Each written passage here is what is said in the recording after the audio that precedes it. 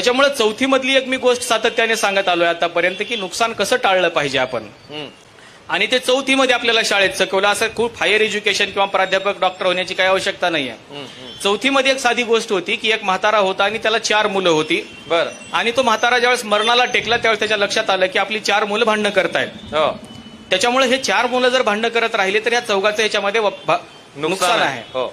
त्याच्यामुळे त्याने 4ही मुलाला जवळ बोलवून घेतलं आणि सांगितलं की अरे बाबा मी शेवटची घटका मोजतोय आणि शेवटची घटका मोजत असताना फक्त एवढंच सांगा की तुम्ही आजपासून भांडण करणार नाही.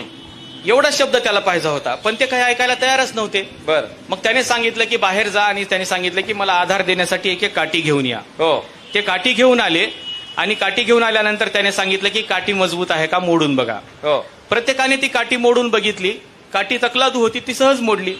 त्याने सांगितलं की परत जा आणि दुसऱ्या 4 काठ्या घेऊन या. ते परत गेले 4 काठ्या घेऊन आले. आता त्यांनी एक काठी मोडायला नाही सांगितली. त्याने सांगितलं की या 4 काठ्या एकत्र बांधा. आणि त्या 4 काठ्या एकत्र बांधल्या आणि त्याने पहिल्याच्या हातामध्ये दिली आणि त्याला सांगितलं की मोडून दाखव. पहिल्याला ते 4 काठ्याचा जोडगा होता तो मोडता आला नाही. दुसऱ्याच्या हातात दिले त्यालाही मोडता आला नाही. तिसऱ्याच्या हातात दिलं त्यालाही मोडता आला नाही. चौथ्याच्या हातात दिले त्यालाही मोडता आलं नाही. म्हाताऱ्याने एवढंच सांगितलं की तुम्ही जर एकटे राहाल तर त्या काठीप्रमाणे मोडून जाल. वा. आणि तुम्ही जर एकत्र राहाल 4 जण तर ही काठी कोणीही मोडू शकणार नाही. नक्की. एवढं साधं गणित आहे. याचा काही मोठा सिद्धांत लक्षात घ्यायची गरज नाही. आता हे सांगितलं जात आहे की पहिला भाऊ दुसऱ्याच्या विरोधात आहे. असं नाही आहे.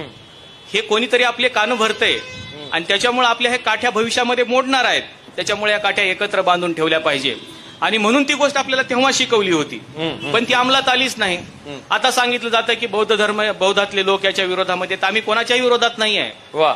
आम्ही कधी अंगुलीमालाच्याही विरोधात नव्हतो. हो. नक्की. जो तलवार घेऊन आमच्या अंगावर येत होता. बरोबर. त्याला माणूस पण दिलं. त्याला माणूस पण देणारी माणसं आहे आम्ही. आणि बाबासाहेबांनी आमच्या हातामध्ये तो धम्म दिलेला आणि त्यांनी सांगितले या सगळ्याला तुम्हाला वाचवणं तुमचं कर्तव्य आहे.